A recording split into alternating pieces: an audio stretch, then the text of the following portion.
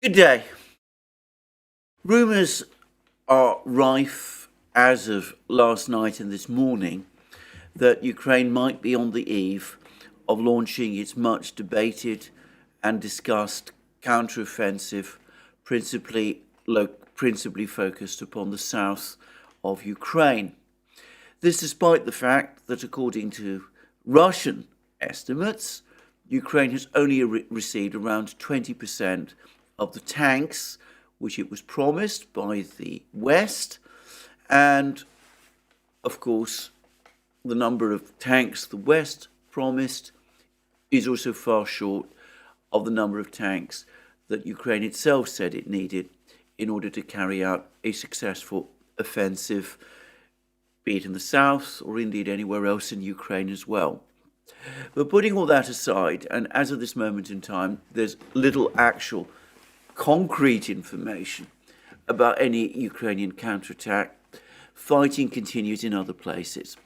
Now, yesterday I reported the fact that the Russians, Yevgeny Prigozhin to be precise, was saying that the Russians had captured the central administration building in Bakhmut and raised their flag there, a flag which referenced Vladlen Tatarsky, the Russian war reporter who was murdered in St. Petersburg the other day. Well, we've now had conclusive confirmation of this. There's been photographs which show this building with the Russian flag on it. There's no doubt at all that it has been captured. They also show the building in a state of extreme ruins. It has clearly been heavily devastated by intense fighting and typical, by the way, of most of the situation of Bakhmut itself.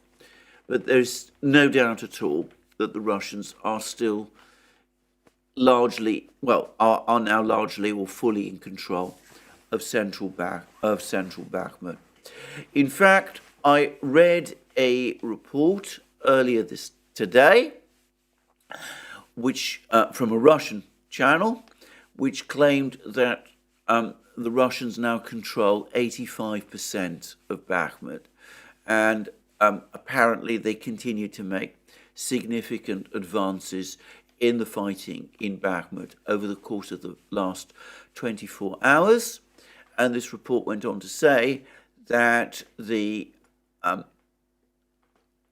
Ukrainian resistance in Bakhmut, though it continues to be fierce, is starting to weaken, that it is in fact Ukrainian defences which are starting to crumble rather than the Russians who are losing momentum, as some earlier reports in the West were suggesting.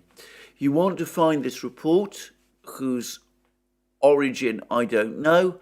You can find it on the Slavyangrad Telegram channel, which, as well as being, in my opinion, one of the single most reliable place to find a detailed account of the fighting, also acts as a very effective site aggregator, bringing together reports from both sides of the conflict, Ukrainian as well, by the way. Whilst I'm on the topic of Slavyangrad, I noticed a rather interesting article by Andrew Roth in The Guardian discussing the murder of Vladlen Tatarsky, mentioning that he belongs to an ecosystem of belonged to an ecosystem of various Russian military bloggers and Telegram channels, conceding that these channels were, in many cases, very critical of the Russian authorities, but perhaps inevitably rather casting doubt on their reliability. I have to say that these channels, both Russian and Ukrainian, in my opinion, despite what Andrew Roth says, are by far the most reliable source of the actual battle, of what's actually going on in these battles. You have to take always the openly expressed biases into account, but they do have informants and reporters on the ground. Many of the people who are involved in preparing these channels also have military backgrounds themselves. And in any event, they're much closer to the events than reporters writing about fighting in Kiev or Moscow, let alone London, Washington, New York, Paris, Berlin, or wherever. And I think anybody who tries to understand what's going on in this war without referencing these people and reading what they say is going to get the fighting completely and profoundly wrong. They will not understand what is going on any particular day, or indeed over the course of the war as a whole. So that's just my view. Andrew Roth clearly has his, but I think it's just as well that I set out my own view on this particular issue, because as you will have noticed, I do rely on these Telegram channels quite a lot when I discuss the state of the fighting in my programs. Anyway, regardless of that, clear evidence that the Russians are indeed making progress. And we've in Bakhmut, and we've also had some confirmation of this from Denis Pushilin, the head of the Donetsk regional government. He's given another interview on Russian television. He seems to be on Russian television practically every day. But anyway, he says this. Artyomov's direction, Artyomovsk, to reiterate again, is the Russian name for Bakhmut. Right now, Russian forces have almost come almost right next to the railway station. The enemy, he means the Ukrainians, is forced to retreat to the previously prepared positions in the western part of the city.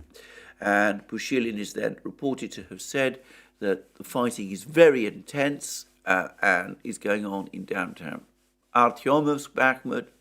And according to Pushilin, Russian forces are engaged in an almost constant offensive and have taken the roads leading into the city. These are the two roads that pass through Khomovo, slightly to the north, and Ivanivska, slightly to the south, under even tighter fire control. And in fact, there have also been reports that even as the Russians push the Ukrainians hard in Bakhmut itself, they're continuing to apply pressure on Ukrainian forces that are defending themselves in these two villages. Now, I've discussed many times my difficulties reading maps, but I understand that the railway station is located firmly in the western part of Bakhmut.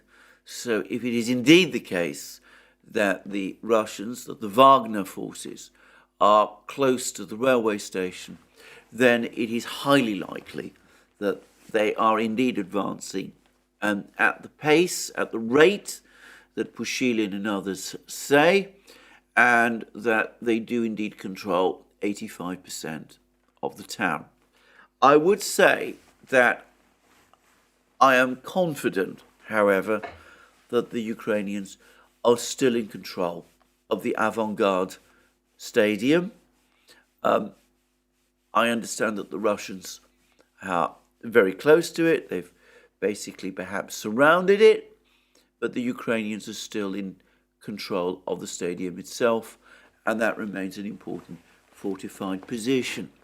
Now, there's also been some reports from Avdiivka, and again we come to Denis Pushilin talking in the same television interview. He says that in the Avdiivka direction, our units are also moving forward.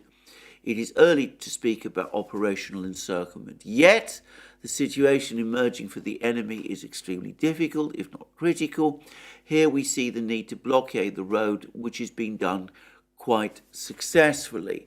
And Pushilin went on to say that Russian troops are developing their offensive in the Avdiivka area after what he referred to as the liberation of Krasnogorovka, this important village to the north of Avdiivka, which the Russians captured about 2 weeks ago.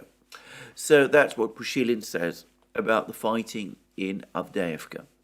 Now, all of that, to some extent, as of today, continues, however, to be overshadowed by the rumours that this Ukrainian offensive is about to begin.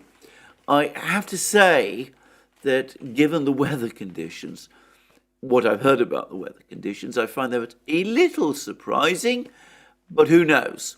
Anyway, what is indisputable is that there's been a great deal of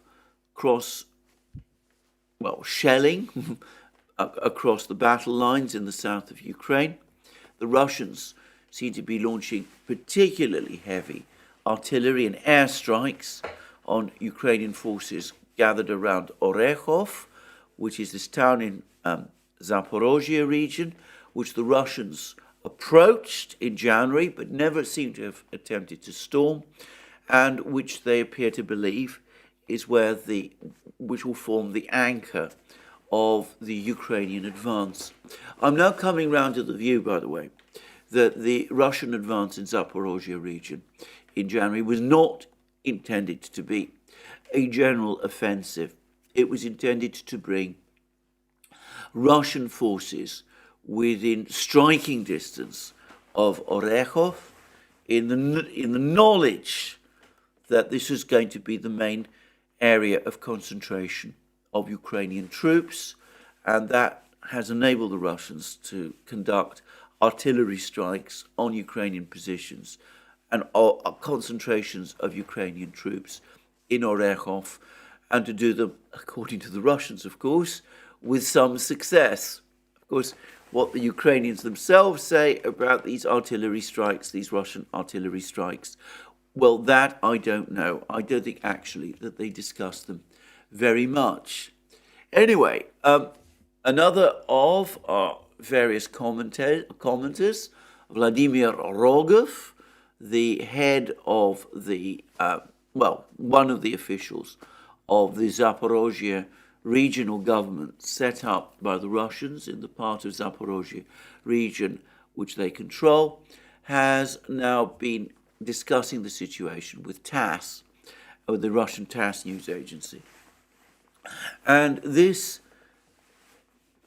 is doing this in connection with Ukrainian artillery strikes on Melitopol, and there's been a number of strikes on Melitopol, and also some sort of, you might call them sabotage or bomb attacks in Melitopol.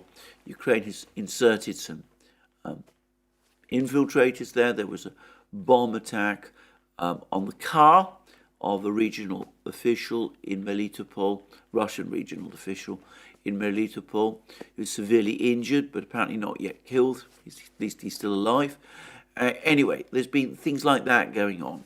And I understand that most, in fact all of the shelling of Melitopol, which is principally being conducted by HIMARS missiles, is taking place from the area of Orekhov.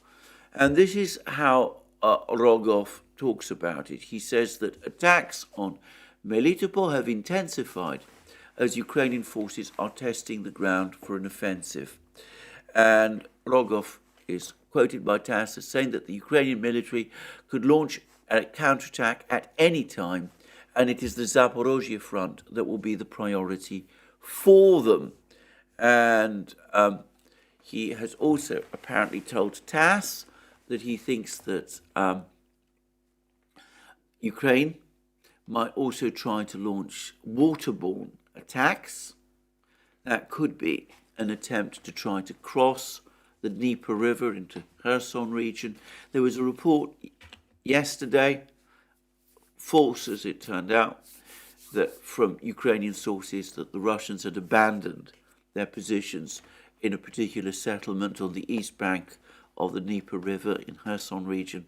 Anyway, that could all be an attempt to play mind games with the Russians preparatory to some sort of amphibious assault across the Dnieper into Kherson region, the eastern part of Kherson region, in conjunction with this offensive, which the Ukrainians are said to be planning in Zaporozhye region. Anyway, a lot of discussion, some shelling by both sides. I will say that there have been some HIMARS missile strikes on Melitopol, but my impression is that they've been of relatively low intensity. There have not been many HIMARS missiles, and the Russians seem to feel that they're able to intercept most of these HIMARS missile strikes. Now, in a recent program, Brian Belletti at the New Atlas pointed out that the extent of Ukrainian HIMARS missile strikes appears to have declined markedly in recent months, and which is true. And he also suggested that the probable reason one possible reason why that might be the case is that Ukraine has lost most of its HIMARS launchers. The Russians have been claiming at various times that they've tracked down and destroyed HIMARS launchers. The US and Ukraine have generally denied that. They've never admitted to the loss of a single launcher. In fact, I have no doubt that some of the launchers have indeed been destroyed.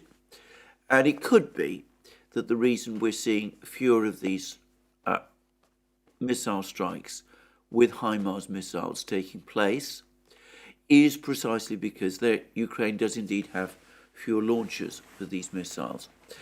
I would say, however, that there is another possibility, which is that Ukraine might be stockpiling HIMARS missiles in advance of its offensive.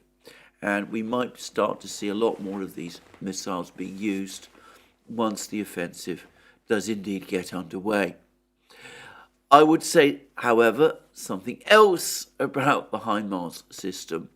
When it started to be used by Ukraine last summer, it was a system that the Russians had very little information about, advanced information about. Obviously, they knew of its existence. They had some general ideas of its general parameters. But that is not the same as having to confront and deal with the system in actual combat conditions. So the Russians, for a time, did have problems with the HIMARS missile system. Over the course of the last few months, the Russians, however, will have gained a great deal of information about the HIMARS system indeed. Now, this will have come partly from the capture of intact missiles, which has happened. I've actually seen pictures of intact HIMARS missiles in Russian possession, and the Russians have obviously examined these missiles and got a clearer idea of how they work and what they can do. So there's been some of that. But of course, the very act of having to conduct military operations in the face of HIMARS missile strikes is something which will have affected the way in which the Russians operate. And of course, over the last 10 months or so, the Russians will have worked out countermeasures. And in fact, they have indeed worked out quite a lot of countermeasures. Even Western commentators are talking about how the Russians have learned to disperse their depots and their barracks so that they're not so vulnerable to HIMARS strikes. And of course, the Russians, as they said themselves, have updated the software of their air defense systems and are much better able to shoot down HIMARS missiles than they were back in the summer and autumn. So, yes, this remains an effective system, and the Ukrainians may have more of a punch than perhaps people realize with respect to this system. but the Russians are better prepared for it, understand it better than they did back in the autumn when the previous Ukrainian offensive took place. So, just making that general observation. Now, I don't know much about the various plans that are going on, which the two sides are making. When Shoigu visited the Russian headquarters in Rostov-on-Don a few days ago, the Russian Defense Ministry confirmed that the Russian military does indeed have a plan. So, there are plans, and we can see some of the things that the Russians are doing. They continue to build enormous fortifications across this entire region, in Zaporozhye region, in Kherson region, in Crimea itself, long layers of defense lines, which are on a scale that we've not seen before in this conflict. I suspect they go far beyond the scale, even of the fortifications that Ukraine created in Donbass, though of course I don't know that for a fact.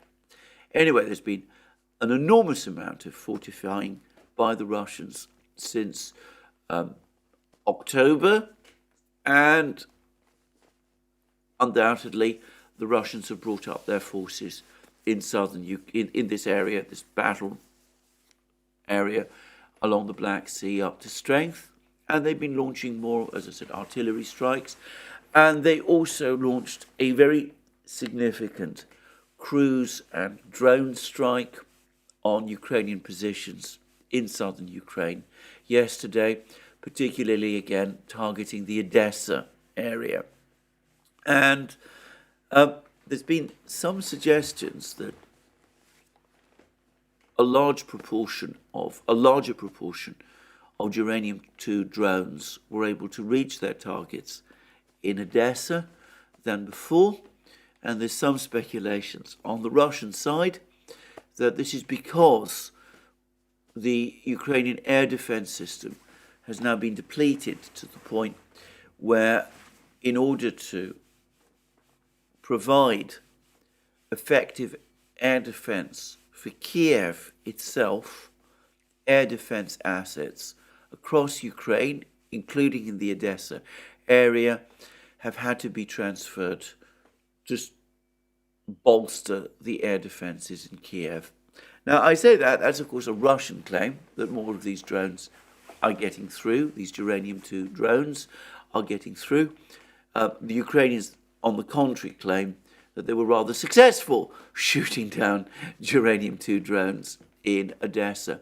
What I will say about all of that is that it took a while for Ukraine to admit the missile and drone strikes on Odessa. There's apparently some delays in sounding the alarm that this strike was indeed underway. And again, that may imply that the drone strikes were indeed fairly successful, in the sense that more drones did indeed penetrate, as the Russians claim.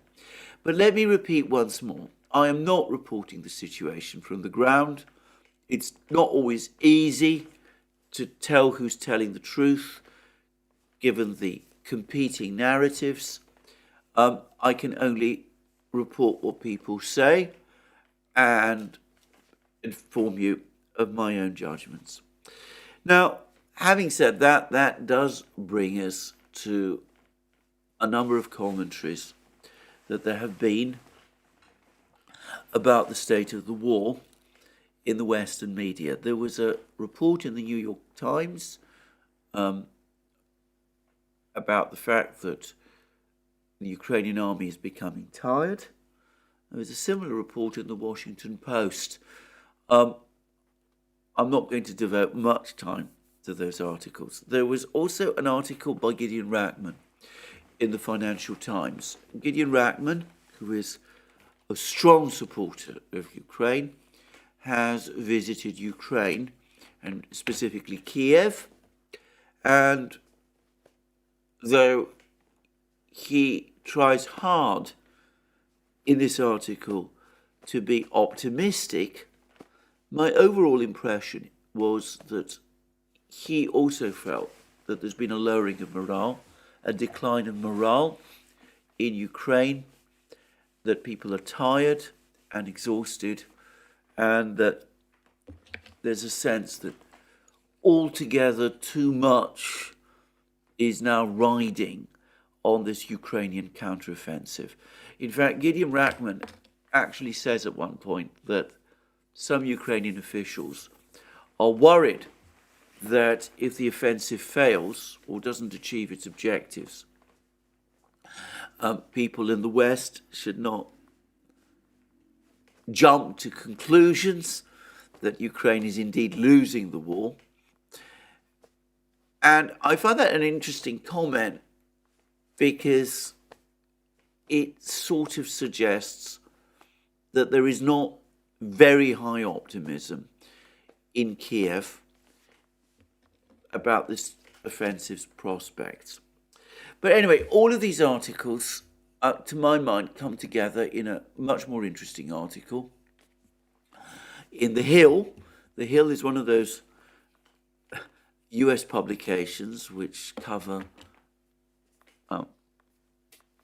principally US domestic politics. Its closest British equivalent, it seems to me, is The Spectator. It's one of those magazines that, as I said, covers a lot of politics. The Hill, presumably, is Capitol Hill, but it also does talk about foreign policy quite a lot. And this article is by Earl Mack, who is a former US diplomat. He was ambassador to Finland, I understand, at one time. And he says this, and this article dates from the 29th of March, so it's just a few days old. As fatigue grows and morale wanes in Ukraine, defeat is a real possibility. And the article then goes on to say this, and I'm going to quote from it extensively. The Russian invasion of Ukraine recently passed the one-year mark, and I fear the country is on the verge of losing to Russia. As someone who has visited Ukraine multiple times on humanitarian missions, my last trip convinced me that the country is at a pivotal moment. Morale is slipping. I could see it in the eyes of the children. More importantly, I could hear it in the voice of their leaders, who continue to say all the right things, but lack the same conviction as before. The United States, NATO, and our European allies have been propping up Ukraine to fight a proxy war. It's interesting, by the way, that he says that Ukraine is fighting a proxy war. But anyway, I will move on. But the efforts amount to doing half a job. The failure of the United States and NATO to provide the necessary support, including modern military equipment, is a major issue. It seems the majority of the equipment being supplied to the Ukrainians came out of a Cold War era military museum. Ukrainian soldiers are fighting the Russians with Leopard tanks, only a handful of which are modern, and Soviet-era MiG fighters that are over 30 years old. By the time US Abrams tanks reach Ukraine in 8 to 10 months, as US officials have stated, the war could well be over. We need to send the Ukrainians modern fighting hardware yesterday. Where is the urgency? Now, I'm going to say a few things about this. First of all, as is fairly clear, Earl Mack is a supporter of Ukraine. He wants Ukraine to win. We're going to come to that further in the programme. But he's talking about falling morale in Ukraine, including amongst Ukraine's own leaders. They no longer have the conviction in victory that they did previously. And this is connected to disappointment about the dwindling, the lack of advanced military equipment they're getting from the West. And note how Mack says that the Leopard tanks, only a handful of them are modern. And this clearly derives from the Ukrainian military's own assessment of these tanks. They've now received quite a few of these tanks, about 50 of them, I believe, in total. They come from various different sources. And of course, the Leopard 2 tank has had an extensive construction history, and these tanks come from different batches. And it seems that the Ukrainians have found that only a handful of these Leopard 2 tanks, are fully up to date. Now, I say Leopard 2 tanks because, as far as I'm aware, Ukraine has not yet received any of the much older Leopard 1 tanks that, as I said, date principally from the 1960s and 1970s. So already there is disappointment with the quality of both with the quality and the quantity of the supplies of equipment that Ukraine has received from the West.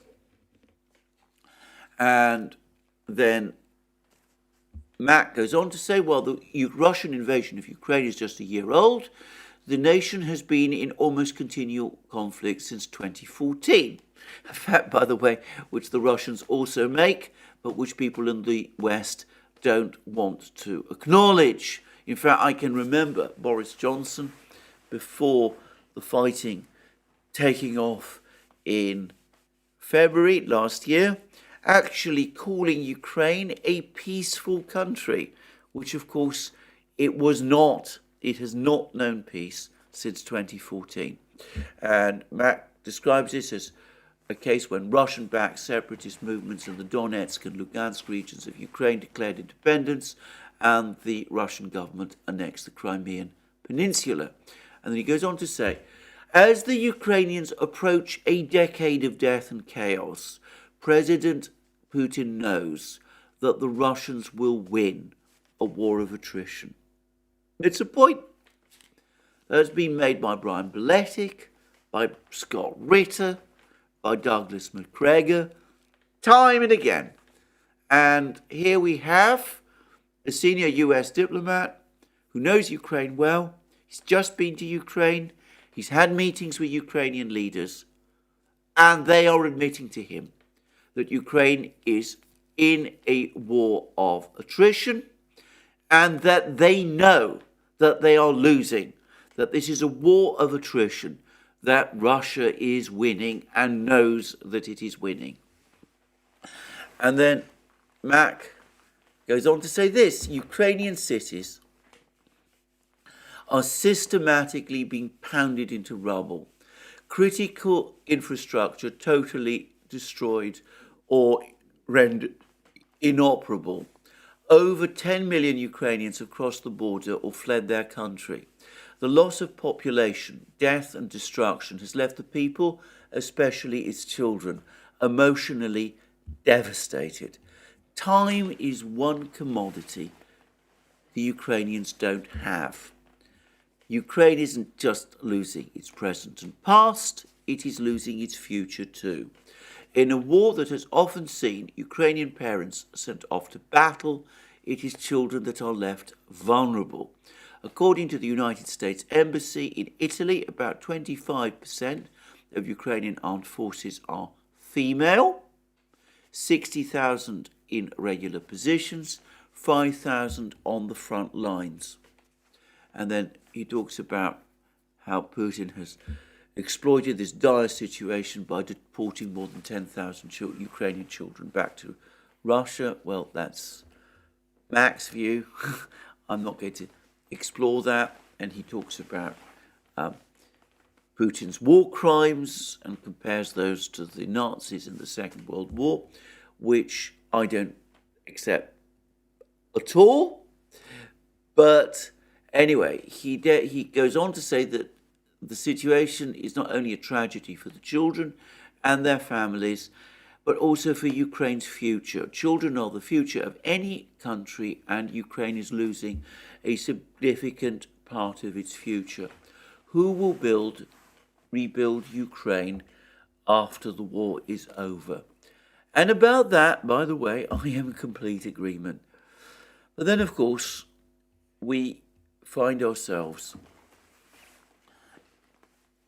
in the absurd situation.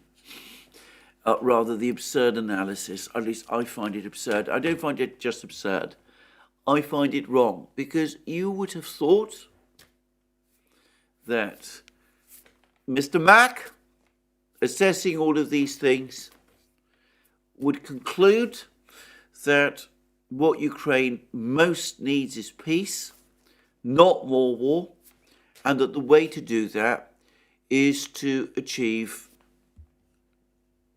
some kind of diplomatic, political settlement in Ukraine. But instead of that, he does exactly what all of those participants in that meeting discussed by Spengler in Asia Times, which I discussed about a week ago. And by the way, several people have written to me informing me of who Spengler is. He's a gentleman, a Mr. Goldman, a former banker and a well-known personality in the United States, somebody who is, in all respects, the kind of person you would expect to attend these kind of meetings. And I accept that he's no longer keeping his identity secret, even though he does still like to use the name Spengler for his articles in Asia Times. But anyway, putting that aside, Spengler described a situation where, in spite of the recognition that Ukraine is losing the war and that the United States might have no means of turning things round, he described a situation in which the only response of US officials was to try to find ways to escalate and double down. And so he dismisses any possibility of the Chinese fulfilling any kind of mediation role. He says China's intervention in the conflict in any form will help buoy Russian resolve and rearm. And he says that whilst our efforts to arm the Ukrainians are taking the slow boat to China, Xi Jinping has taken a rocket ship to Russia. How I detest these kind of clever verbal gymnastics. What does that even mean, actually? I mean, it's not as if the United States hasn't provided tens of billions of dollars of military equipment to Ukraine. But anyway, and you know, what has China done in response to that? But anyway, so don't negotiate, don't even think about negotiating. Provide Ukraine with more arms, and do it immediately. Do it as a matter of urgency, so that Ukraine's counteroffensive, this counteroffensive I was talking about at the start of this program, this counteroffensive which, for all we know, might be about to start. It might have already started by the time you're watching this program, so that this counteroffensive can succeed. There is a ray of hope. Ukraine has been preparing a counteroffensive that could change the course of the war and lay the groundwork for a settlement. After the prolonged battle for Bakhmut, Russian forces were considerably weakened.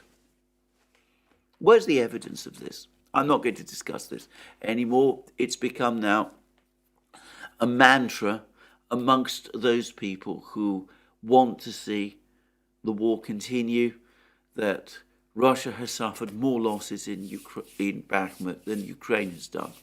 And then he goes on to say, as a result, there is a possibility of launching an offensive now, before the Russians have the ability to mobilize again. But this will be difficult.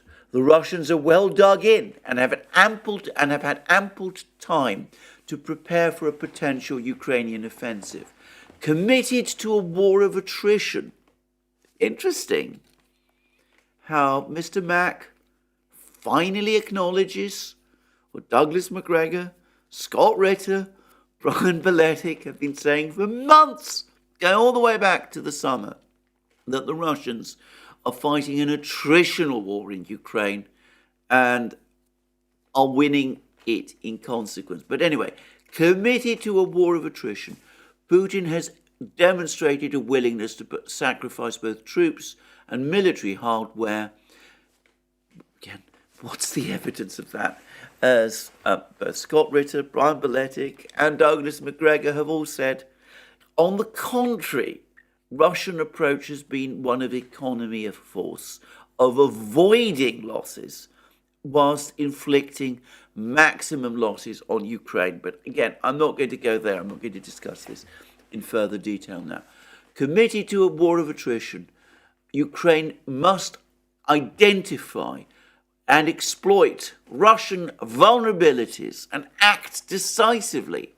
For this battle to succeed, Ukraine needs everything, everywhere, all at once. The United States and its allies need to send the Ukrainian military more modern equipment, including more Patriot missiles and many more Leopard 2 and Abrams tanks, and do it today. Do it today. It's so simple. All you do is send hundreds, thousands, tens of thousands, tanks, Leopard 2 tanks, Abrams tanks. Of course, don't worry about where they come from, whether stocks of these weapons exist. I mean, you just send them everything you've got, and not just tanks, obviously, but Patriot missiles. There's a general shortage of Patriot missile systems. This is widely acknowledged, but those kind of considerations don't really apply. We should send, not just one battery or two batteries or three batteries of Patriot missiles. We should send many, many more.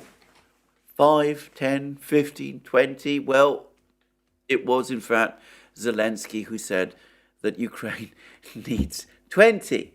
And then he goes on to say, this is what Mr. Mack says, the fall of Ukraine would bode ominously for the future of Europe and the United States. We need to send a message to the Russians and the Chinese that the civilized world will not back away from this existential challenge.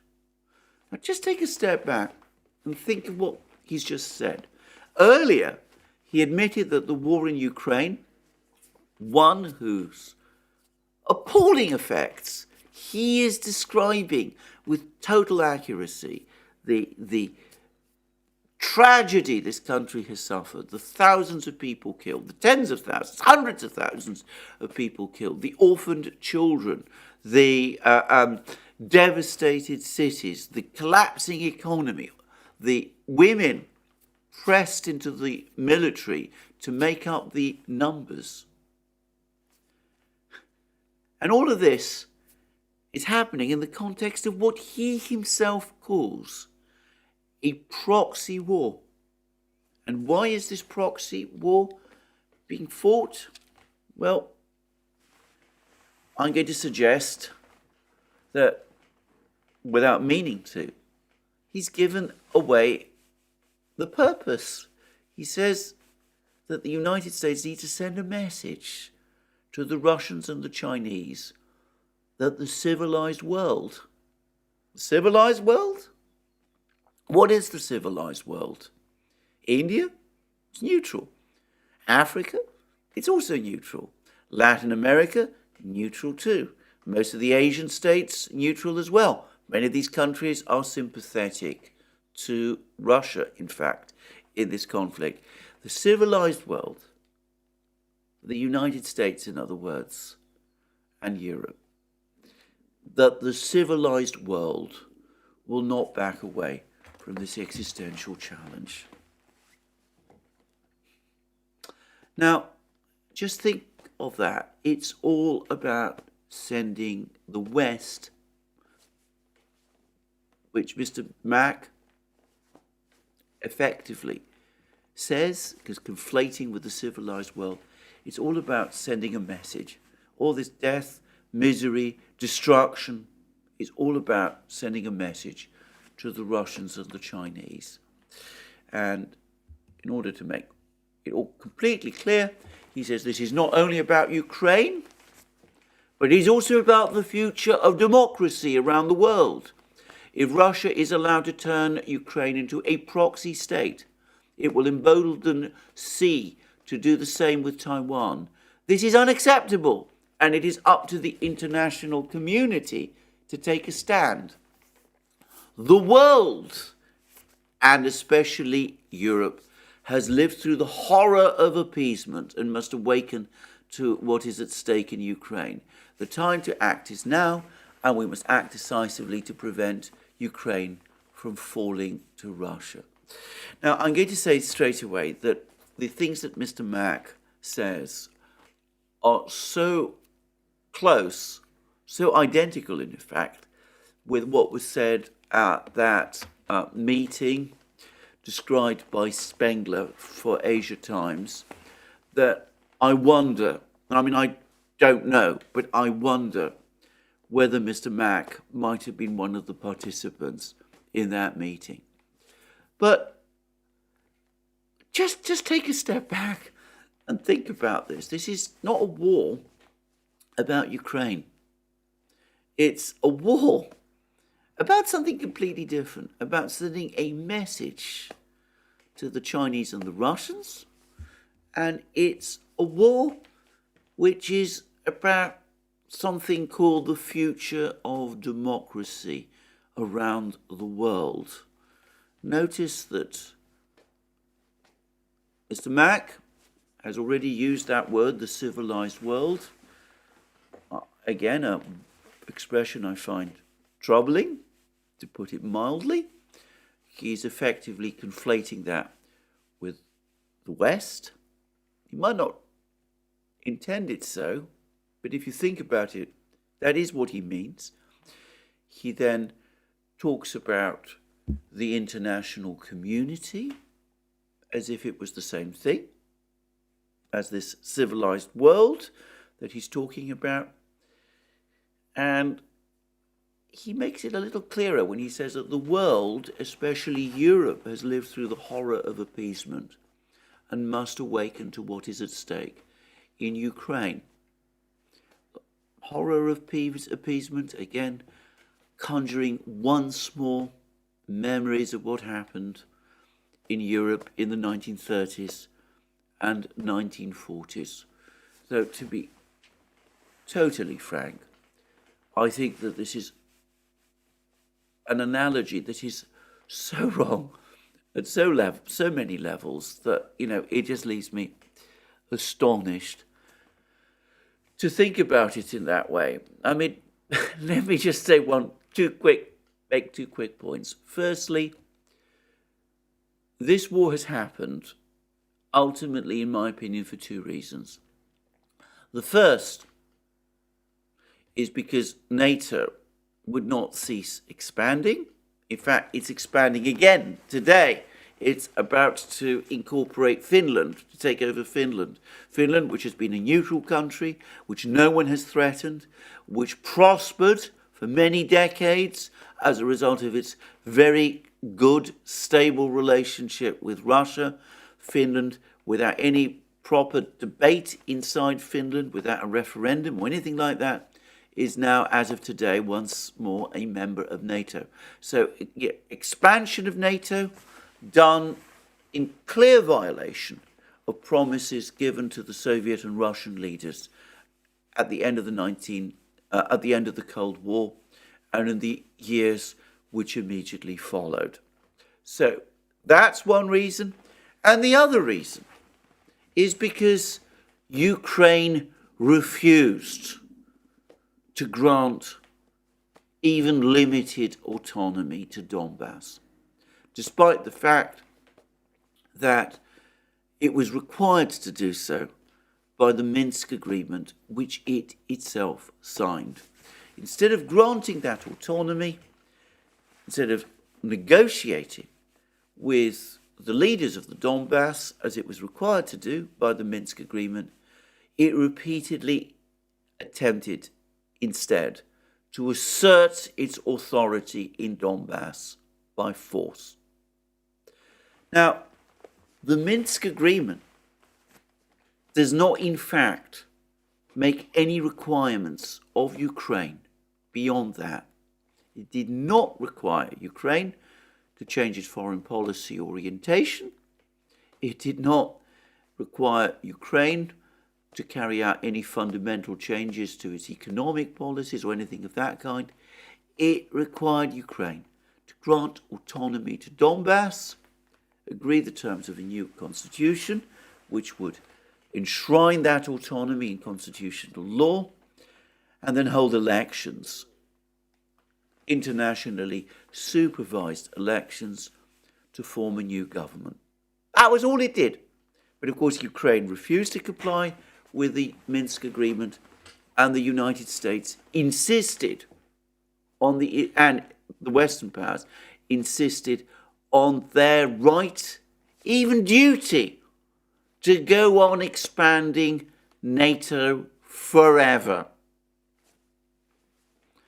And the fact that other countries, like Russia, opposed this, the fact that this provoked or precipitated a crisis within Ukraine, specifically within Ukraine itself, that, according to Mr. Mack, has no bearing at all on the situation we find ourselves in now.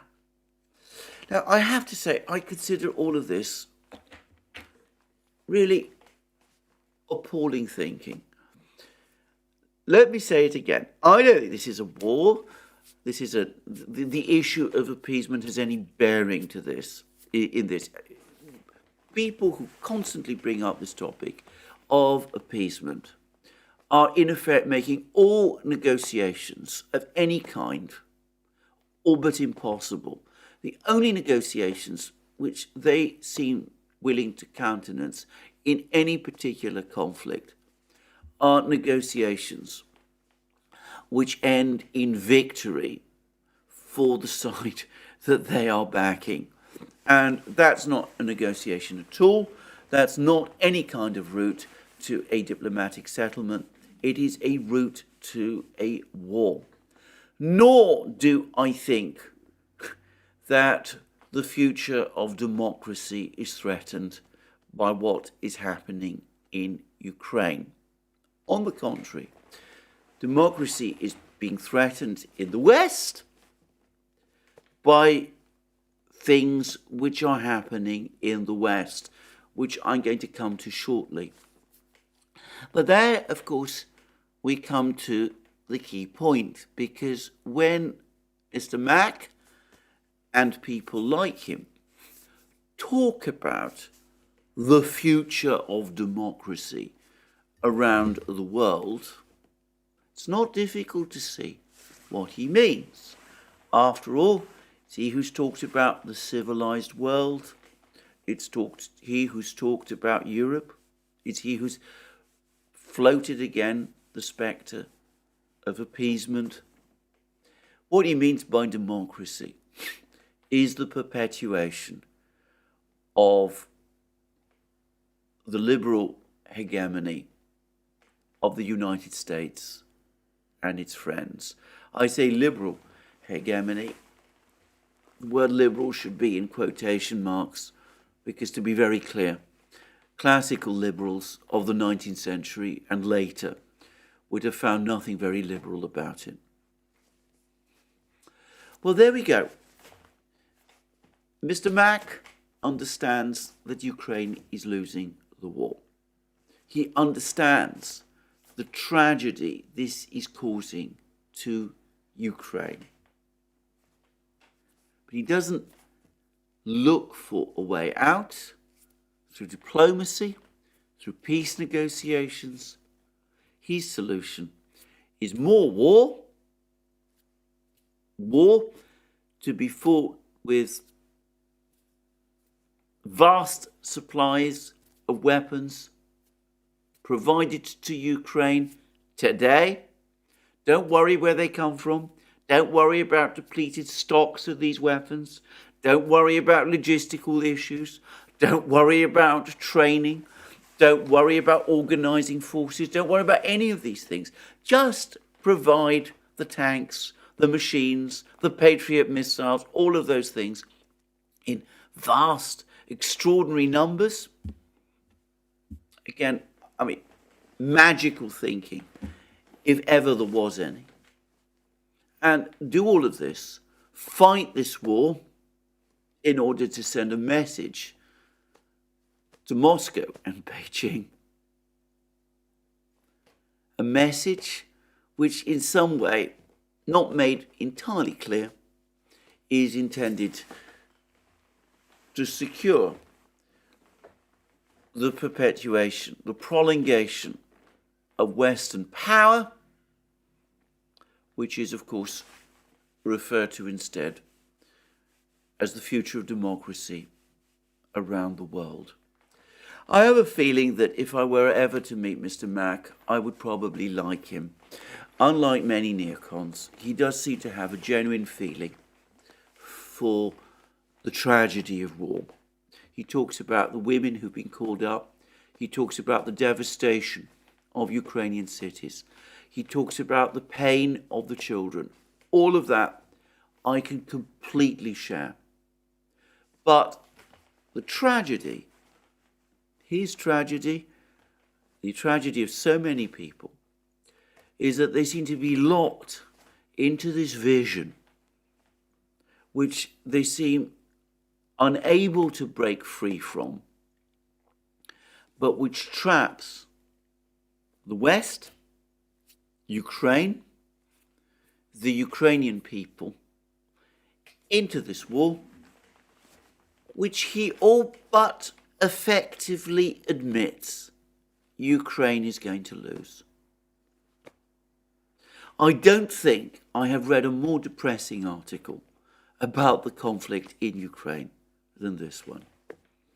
Anyway, let me now finish with a few further general comments about the state of things around the world. John Helmer, Dancing with Bears, has written an exceptionally fine article about the coroner's inquest in Leicester into the deaths of certain British passengers on the Malaysian airliner that was shot down over Ukraine in 2014. And he rightly highlights the extraordinary way in which this inquest was conducted, at least my understanding of how an inquest ought to be conducted does not in any way correspond with what happened. And I think that Helmer brings this out very, very well. And he also points out that this is now forming part of a pattern. And it certainly is. And it's a pattern which I find quite extraordinarily depressing. Now, going back to Mr. Mack and his article, he talks about the future of democracy. And I said that the future of democracy is not being threatened by what the Russians are doing in Ukraine. They're not the only people involved in this conflict in Ukraine. That point needs to be made clear. The future of democracy, at least in the West, is threatened by things which we are increasingly doing to ourselves. And I have to say this, that the collapse of due process, or rather the failure of due process in much of the West, is now becoming for me a matter that is causing me acute depression. Well, I've discussed many times the events in London connected to the case that's been brought against Julian Assange.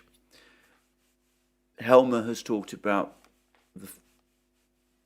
the conduct of this inquest. There's also the extraordinary legal games underway in New York connected with this indictment of Donald Trump. Now, I've had a number of people writing to me very helpful pieces about the statute of limitations point when I talked about the indictment of Donald Trump and pointed out that the charges which were being brought against Donald Trump appeared to go against the statute of limitations. Now, what people have been doing is that they've been sending me the federal statute about violations of electoral expenses law. But I think I would just make the observation here, and I do this with some humility because I don't pretend to be an expert in this area of the law. But as I understand it, Donald Trump is not being charged under that federal statute. That is a federal statute which is administered by the federal courts of the United States.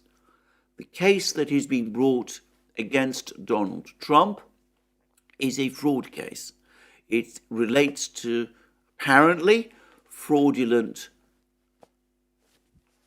changes in company records, and it is being made according to the laws of the state of New York, and it is those laws which say that this sort of case is statute barred. In other words, is time limited. That is my understanding of the position, and I just wanted to clarify that. But all right, courts can from time to time, if they're minded to, extend limitation periods. I've seen it done many times. I'm not convinced that this is that kind of a case, but never mind. The point is, just consider what kind of a case this is. It's a case which attempts to take an issue of election financing, which is a federal matter, and it's trying to prosecute it by constructing a case around the doctoring of company records. Has already, to my mind, deeply controversial. In fact, I would say straightforwardly that I don't think a prosecuting attorney should be doing that kind of thing. If the federal agencies are not prepared to bring a prosecution for breach of the overriding statute on electoral expenses, I don't think it's the job of courts of prosecutors in a state like New York to try to reproduce the same effect by manipulating other felonies intended straightforwardly for other purposes. But it goes much beyond that, because I understand that the indictment charges Trump with 34 individual crimes. Now that is ridiculous, and that already should act as a major warning that this is not a real good faith prosecution, at least not one in my eyes, because 34 felonies, 34 separate counts in an indictment is clearly ludicrously over the top. It's intended, and it's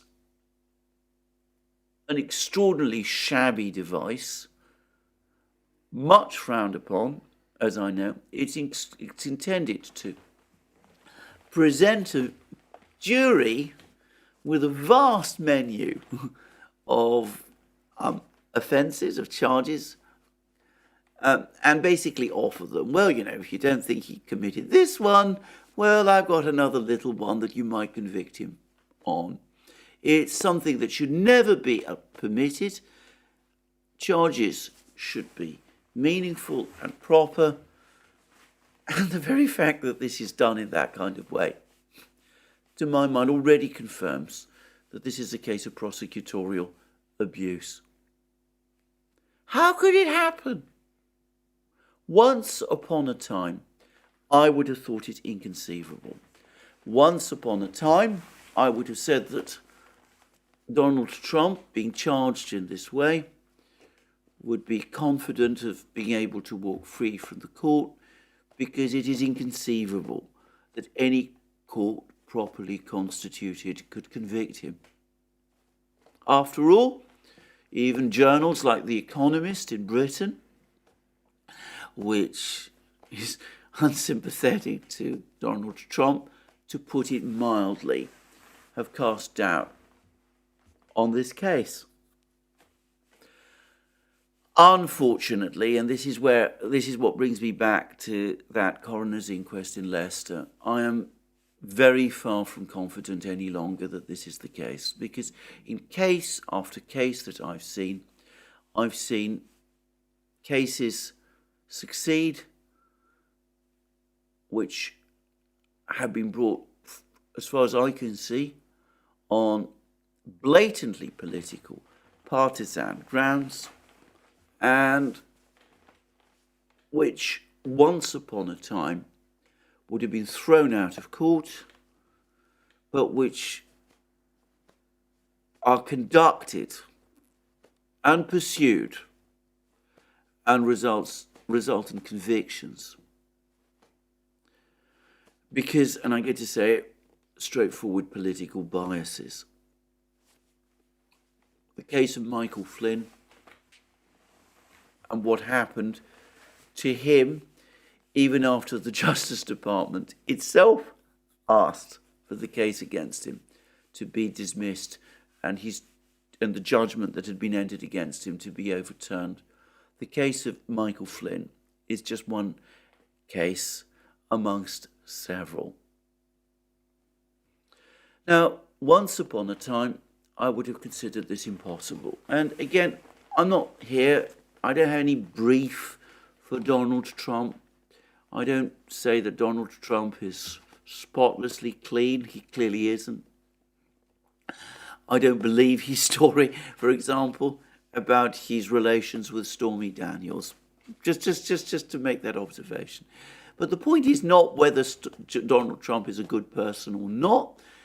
It is whether or not the law is being impartially applied. And it seems to me that it isn't, and that there is no certainty any longer that because this case has no merit, it will necessarily fail.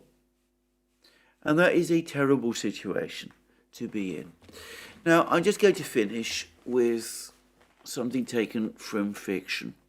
And that is that in Germany, over the last couple of years, they've been broadcasting a drama series about events in Berlin in the late 1920s and 1930s. It's extremely well produced, and it shows the state of events in Berlin. It's called Babylon Berlin, and it focuses a great deal on the actions of the police force in Berlin during that period.